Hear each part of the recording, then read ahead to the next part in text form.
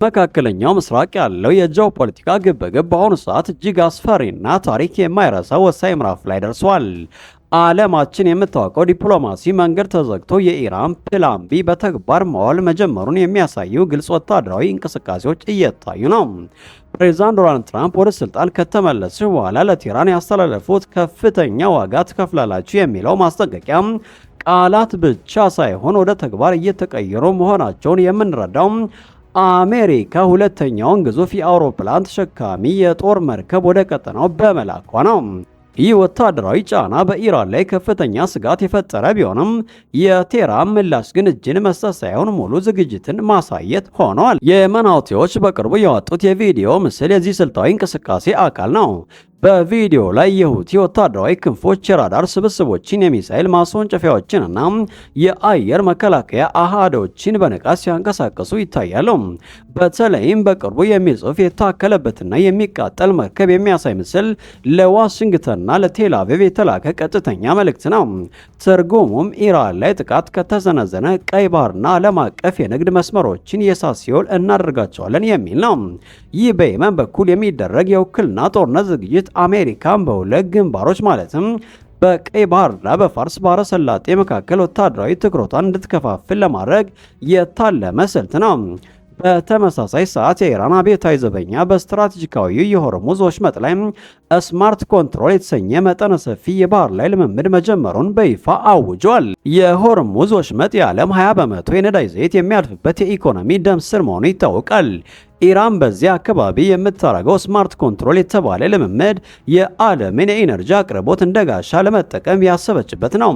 ኢራን ይህንን ልምምድ የምታደርገው በጄኔቫ የኒውክሌር ድርድር ሊጀመር ጥቂት ሰዓታት ሲቀሩት መሆኑ ደግሞ ለድርድሩ ጠረጴዛ የምታመጣው ወታደራዊ የበላይነትን ለማሳየት ነው።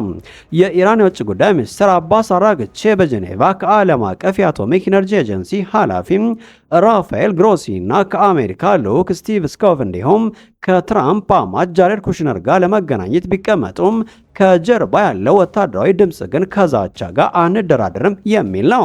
የዚህ ውጥረት ሌላኛውና እጅግ አስገራሚው ክፍል የዓለም የነዳጅ ገበያ ሽግሽግ ነው። የቻይና የግል የነዳጅ ማጣሪያ ፋብሪካዎች አሜሪካ በኢራን የኒውክሌርና የነዳጅ መሰረተ ልማቶች ላይ ጥቃት ልትሰነዝር ትችላለች በሚል ከፍተኛ ስጋት ውስጥ ወድቀዋል። በዚህ ምክንያት ከኢራን የሚገዙትን ነዳጅ በከፍተኛ ሁኔታ በመቀነስ ይበልጥ አስተማማኝ ወደሆነውና በቅናሽ ዋጋ ወደሚሸጠው የሩሲያ ነዳጅ ፊታቸውን አውዝሯል። ሩሲያም በዚህ አጋጣሚ በቻይና የነዳጅ ገበያ አዲስ ታሪክ ሪከርድ እያስመዘገበች ትገኛለች።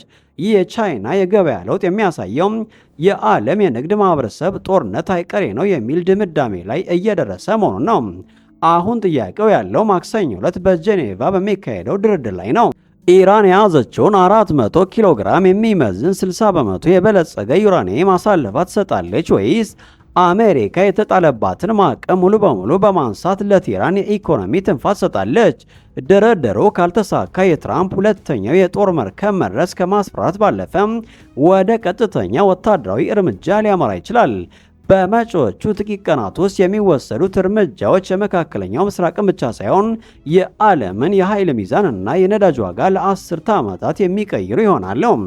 የኢራን የውጭ ጉዳይ ሚኒስትር አባስ አራግቼ በጄኔቫና በኦማን ሊደረጉ ከታቀዱት ወሳኝ ንግግሮች በፊት ታላቅ ዲፕሎማሲያዊ ቦምብ አፈንድተዋል። አራግቼ ያሰመሩት ጥብቅ ቀይ መስመር ለዓመታት ምዕራባውያን ሲከተሉት የነበረውን የድርድር ስልት ሙሉ በሙሉ ውድቅ እያደረገ ነው።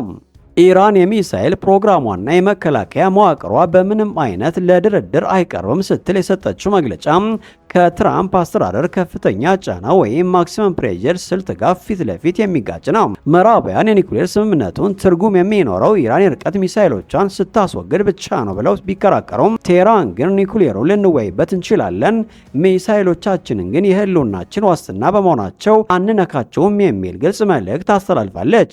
ይህ አቋም ዲፕሎማሲውን ወደ መጨረሻ አፋፍ ላይ አድርሶታል። አሜሪካ የኢራንን ሚሳኤል ማክተም ካልተቻለም ስምምነቱን ላለመቀበል ልትገደድ ትችላለች። ኢራን ደግሞ ሚሳኤሏን አሳልፋ ከሰጠች ራሷን ለጥቃት አጋልጣ እንደምትሰጥ ታውቃለች። ይህ የማይፈታ ቅራኔ የቀጠናውን ሰላም ወደ ቀውስ እየመራው ይገኛል። በዲፕሎማሲው በኩል ንግግሮች በቆሙበት በዚህ ሰዓት በፋርስ ባህረ ሰላጤና በኦማን ባህር ላይ የሚታየው ወታደራዊ እንቅስቃሴ እጅግ አስፈሪ ሆኗል። የአሜሪካ መከላከያ ሚኒስቴር ወደ 600 የሚጠጉ ቶማሃውክ የተሰኙ ምድር አጥፊ ሚሳይሎችን በኢራን የባህር ጠረፍ ዙሪያ አሰማርቷል። ይህ ወታደራዊ እንቅስቃሴ ዝም ብሎ የማስፈራሪያ ትርኢት ሳይሆን የኢራንን ወታደራዊና የኒውክሌር መዋቅር በአንድ ጊዜ ደምስሶ የመውጣት ዝግጅት እንደሆነ ወታደራዊ ተንታኞች ይገልጻሉ። በተለይም በባህር ውስጥ ተደብቀው የሚንቀሳቀሱ የኒውክሌር ሰርጓጅ መርከቦች እያንዳንዳቸው 154 ሚሳይሎችን ተሸክመው በኢራን ራዳሮች ሳይታዩ ጥቃት ለመፈጸም ዝግጁ ሆነዋል። እነዚህ ሚሳይሎች በጂፒኤስ የታገዙና ከ1000 ማይል በላይ ርቀት ላይ ያለን ኢላማ በከፍተኛ ትክክለኛነት የመምታት አቅም አላቸው። ዋሽንግተን ይህንን ግዙፍ ኃይል ያሰማራችው ለኢራን አንድ መልእክት ለማስተላለፍ ነው። ዲፕሎማሲው ካልሰራ የኢራን ወታደራዊ ማዕከላት፣ የሚሳኤል ማከማቻዎችና የኒውክሌር ተቋማት በጥቂት ሰዓታት ውስጥ አመድ ይሆናሉ የሚል ነው። ይህ የጦር መርከቦች ክምችት ቀጠናውን ወደ ታላቅ ፍንዳታ እያቀረበ ነው። ለአሜሪካ የጦር መርከቦች ክምችት ምላሽ ለመስጠት የኢራን ጦር ከራም ሻህር 4 የተሰኘና ነጎድጓድ የሚል ስያሜ የተሰጠውን አደገኛ ሚሳኤል የሚያሳይ እጅግ ዘመናዊ ቪዲዮ ለቋል። በሰው ሰራሽ አስተውሎት የተዘጋጀው ይህ የ4K ጥራት ያለው ቪዲዮ ሚሳኤሉ በዮርዳኖስ የሚገኙ የአሜሪካ የጦር ሰፈሮችና የእስራኤልን ድብቅ የከርሰ ምድር ባንከሮች ሲያወድም ያሳያል። ነጎድጓድ ተራ ሚሳኤል አይደለም። 1500 ኪሎ ግራም የሚመዝን እጅግ ከባድ ፈንጂ የመሸከም አቅም ያለውና እንደ አይረን ዶም ያለው የመከላከያ ስርዓቶችን ሰብሮ የመግባት ብቃት ያለው የቴክኖሎጂ ውጤት ነው። ቪዲዮ የእስራኤልን ጠቅላይ ሚኒስትር ቤንያሚን ኔታንያሁ በባንከር ውስጥ ተደብቀው እያለ የጸጸት ሰዓት እየቀረበ ነው የሚል ማስጠንቀቂያ ሲሰጥ ይታያል። ኢራን በዚህ ቪዲዮ በኩል ለአሜሪካና ለእስራኤል እያስተላለፈችው ያለው መልእክት የቱንም ያክል ዘመናዊ መከላከያ ቢኖራቸውም የእኛ ሚሳኤሎች እናንተን ከመምታት አያግዳቸውም የሚል ነው።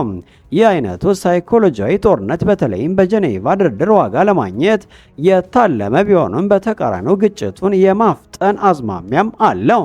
የዚህ ውጥረት እጅግ አስገራሚና ያልተጠበቀው ክፍል አሜሪካን ለዓመታት በአፍጋኒስታን የተዋጋው ታሊባን ከኢራን ጎን ለመቆም መወሰኑ ነው። ታሊባን አሜሪካ በኢራን ላይ ጥቃት ከሰነዘረች የኢራንን ወንድሞቻችንን ለመርዳት ዝግጁ ነን ማለቱም በመካከለኛው ምስራቅ ለዘመናት የነበረውን ልዩነት ወደ ጎን በመተው አሜሪካን ለመመከት አዲስ የመቋቋም ዘንግ መፍጠሩን ያሳያል። የአዲስ ጥምረት ለአሜሪካ ወታደራዊ እቅድ አውጪዎች ትልቅ ራስ ምታት ሆኗል።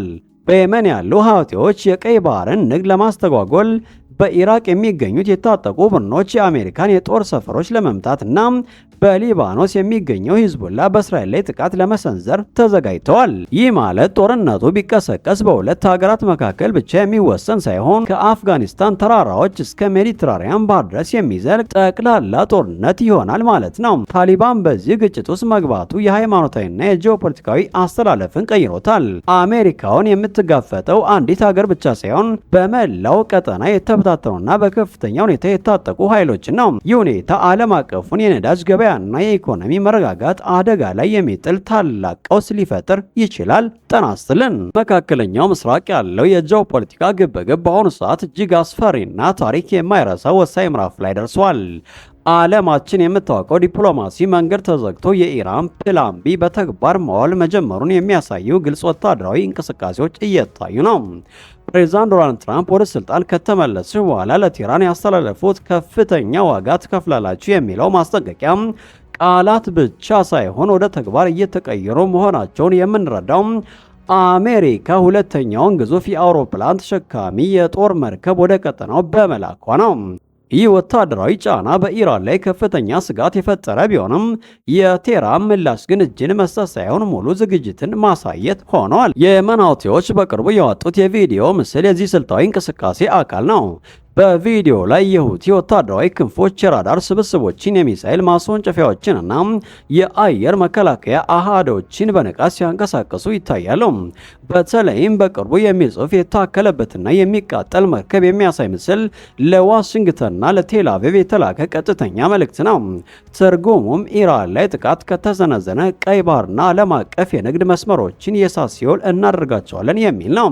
ይህ በየመን በኩል የሚደረግ የውክልና ጦርነት ዝግጅት አሜሪካን በሁለት ግንባሮች ማለትም በቀይ ባህርና በፋርስ ባህረ ሰላጤ መካከል ወታደራዊ ትኩረቷን እንድትከፋፍል ለማድረግ የታለመ ስልት ነው።